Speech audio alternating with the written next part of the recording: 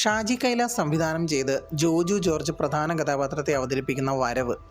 ആദ്യമേ തന്നെ ഒരു കാര്യം എടുത്തു പറയാം, ഇത് ഷാജി കൈലാസ് സിനിമയാണ്, അല്ലാതെ സത്യൻ അന്തിക്കാട് സിനിമയോ ജിസ് ജോയ് സിനിമയോ അല്ല. Feel good drama, comedy drama, romance, light hearted story ഒന്നും പ്രതീക്ഷിച്ച് ഈ സിനിമയെ സമീപിക്കരുത്.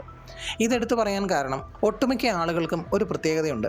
രാവണപ്രഭു കാണേണ്ട കണ്ണും വെച്ചുകൊണ്ട് വാനപ്രസ്ഥം കാണും, അതേപോലെ തിരിച്ചും. എന്നിട്ട് എന്തെന്നില്ലാത്ത കുറ്റവും പറയും. വരവിൻ്റെ ട്രെയിലറിൽ തന്നെ ഒരു സാധാരണ മനുഷ്യന് മനസ്സിലാവും ഈ സിനിമയിൽ ഒരു പകയുടെ കഥയും അതിനെ ന്യായീകരിക്കുന്ന ആക്ഷനും ആയിരിക്കുമെന്ന്. അതിൽ കൂടുതൽ ഒന്നും തന്നെ ഈ സിനിമയിലില്ല.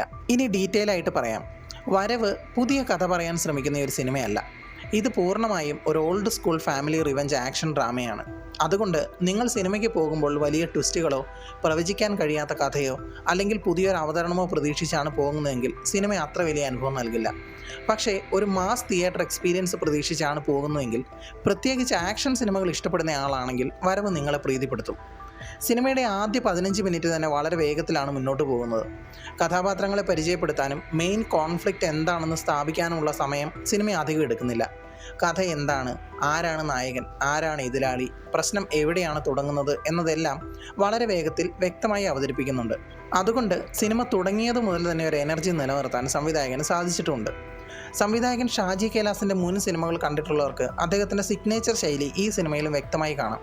ശക്തമായ ക്യാരക്ടർ എലിവേഷൻ, വലിയ ശബ്ദത്തിലുള്ള ബാക്ക്ഗ്രൗണ്ട് സ്കോർ, മാസ് എൻട്രികൾ, വേഗത്തിൽ മുന്നോട്ട് പോകുന്ന നരേറ്റീവ്. അതേസമയം പഴയ ഷാജി കൈലാസ് സിനിമകളിൽ ഉണ്ടായിരുന്ന ശക്തമായ രാഷ്ട്രീയ പശ്ചാത്തലമോ സാമൂഹിക വിമർശനങ്ങളോ ഈ സിനിമയിൽ പ്രതീക്ഷിക്കേണ്ട. ഇത് പൂർണ്ണമായും ഒരു കൊമേഴ്ഷ്യൽ റിവെഞ്ച് എൻ്റർടൈനർ എന്ന ലക്ഷ്യത്തോടെയാണ് മുന്നോട്ട് പോകുന്നത്. സിനിമയുടെ ഏറ്റവും വലിയ ബലഹീനത കഥ തന്നെയാണ്. ഈ കഥ നമ്മൾ മുൻപ് പല രൂപത്തിൽ കണ്ടിട്ടുണ്ട്. കുടുംബം, അനീതി, പ്രതികാരം എന്ന ഈ ഫോർമുല മലയാള സിനിമയിലും മറ്റു ഭാഷകളിലുമെല്ലാം നിരവധി തവണ ഉപയോഗിച്ചിട്ടുള്ളതുമാണ്. അതുകൊണ്ട് അടുത്തതായി എന്ത് സംഭവിക്കുമെന്ന് പലപ്പോഴും പ്രേക്ഷകന് മുൻകൂട്ടി ഊഹിക്കാൻ സാധിക്കും. സിനിമയിൽ ചില ചെറിയ അപ്രതീക്ഷിത സംഭവങ്ങൾ ഉണ്ടെങ്കിലും മുഴുവൻ കഥയെ മാറ്റിമറിക്കുന്ന തരത്തിലുള്ള വലിയ ട്വിസ്റ്റുകളൊന്നും സിനിമ നൽകുന്നില്ല. പക്ഷേ ഈ പരിചിതമായ കഥയെ ബോറടിപ്പിക്കാതെ മുന്നോട്ട് കൊണ്ടുപോകാൻ സിനിമയ്ക്ക് സാധിച്ചിട്ടുണ്ട്. അതിൻ്റെ പ്രധാന കാരണം സ്ക്രീൻ പ്ലേയുടെ പേസാണ്. അനാവശ്യമായി വലിച്ചു നീട്ടുന്ന രംഗങ്ങൾ വളരെ കുറവാണ്.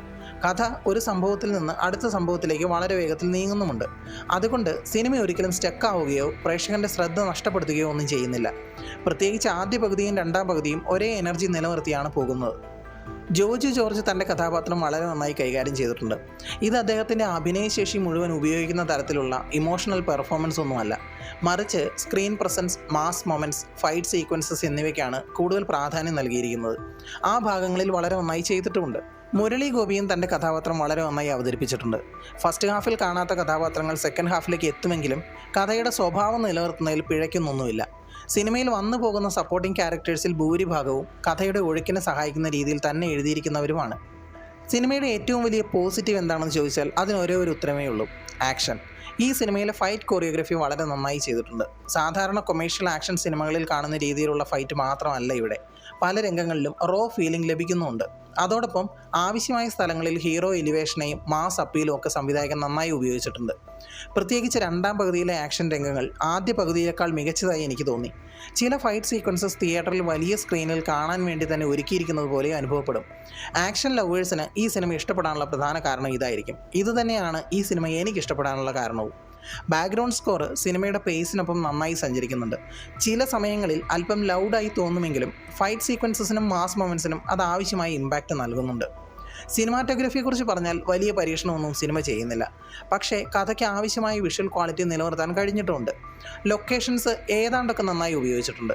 കൊമേഴ്ഷ്യൽ ആക്ഷൻ ഡ്രാമയ്ക്ക് വേണ്ട ഫ്രെയിം കോമ്പോസിഷനും വിഷ്വൽ സ്കെയിലും സിനിമ നൽകുന്നുണ്ട്. എഡിറ്റിങ്ങും സിനിമയുടെ ഒരു ശക്തിയാണ്. സീൻസ്, ട്രാൻസിഷൻസ് എല്ലാം വളരെ വേഗത്തിലാണ്. അനാവശ്യമായി ഒരിടത്തും സിനിമ നിൽക്കുന്നില്ല. അതുകൊണ്ട് 2.5 മണിക്കൂറോളം ദൈർഘ്യമുണ്ടെങ്കിലും ബോറടിക്കുന്ന അനുഭവം അധികം ഉണ്ടായില്ല. പക്ഷേ സിനിമയുടെ ഏറ്റവും വലിയ പ്രശ്നം വീണ്ടും കഥ തന്നെയാണ്. നല്ല ആക്ഷൻ ഉണ്ടെന്നത് മാത്രം ഒരു സിനിമയെ വ്യത്യസ്തമാക്കില്ല. ആ ആക്ഷനെ പിന്തുണയ്ക്കുന്ന ശക്തമായ കഥയും വേണം. ആ ഭാഗത്താണ് വരവ് ശരാശരിയിൽ ഒതുങ്ങുന്നത്. കഥയിൽ വലിയ പുതുമയില്ല. കഥാപാത്രങ്ങളുടെ യാത്രയും അധികം അപ്രതീക്ഷിതമല്ല. ക്ലൈമാക്സ് പോലും ഒരു ടിപ്പിക്കൽ കൊമേഴ്ഷ്യൽ എൻഡിങ് തന്നെയാണ്. അതുകൊണ്ട് സിനിമ കഴിഞ്ഞ് പുറത്തിറങ്ങുമ്പോൾ കഥയെക്കുറിച്ച് വലിയ ചർച്ചകൾ ഉണ്ടാവാൻ സാധ്യത കുറവാണ്. വരവ് തിയേറ്ററിൽ കാണേണ്ട സിനിമയാണോ എന്ന് ചോദിച്ചാൽ, നിങ്ങൾ ഷാജി കൈലാസിൻ്റെ പഴയ മാസ് സിനിമകളുടെ ആരാധകനാണെങ്കിൽ ജോജു ജോർജിനെ ഒരു ആക്ഷൻ ഹീറോയുടെ ഷെയ്ഡിൽ കാണാൻ ആഗ്രഹിക്കുന്നയാളാണെങ്കിൽ, അല്ലെങ്കിൽ നല്ല ഫൈറ്റ് സീക്വൻസസ് കാണാനാണ് തിയേറ്ററിലേക്ക് പോകുന്നതെങ്കിൽ ഈ സിനിമ ഒരു തവണ കാണാവുന്നതാണ്. പക്ഷേ നിങ്ങളൊരു പുതിയ കഥയും വ്യത്യസ്തമായ തിരക്കഥയും പ്രതീക്ഷിക്കുന്ന ആളാണെങ്കിൽ സിനിമ അത്ര വലിയ അനുഭവം നൽകണമെന്നില്ല. മൊത്തത്തിൽ വരവ് പുതിയ കഥ കൊണ്ടല്ല ശ്രദ്ധിക്കപ്പെടുന്നത്. മികച്ച ആക്ഷൻ, നല്ല പേസ്, ശക്തമായ ക്യാരക്ടർ എലിവേഷൻ മൊമെൻറ്റ്സ്, ഷാജി കൈലാസിൻ്റെ പരിചിതമായ കൊമേഴ്ഷ്യൽ മേക്കിംഗ് സ്റ്റൈൽ എന്നിവ കൊണ്ടാണ് സിനിമ പ്രേക്ഷകനെ രസിപ്പിക്കുന്നത്. കഥയിൽ പുതുമ കുറവാണെങ്കിലും ഒരു തിയേറ്റർ ആക്ഷൻ എൻ്റർടൈനർ എന്ന നിലയിൽ സിനിമ അതിൻ്റെ ലക്ഷ്യം ഒരു പരിധിവരെ നിറവേറ്റുന്നുണ്ട്. കൂടുതൽ സിനിമാ വിശേഷങ്ങൾക്കായി ചാനൽ സബ്സ്ക്രൈബ് ചെയ്യൂ. Thanks for watching. Bye bye guys.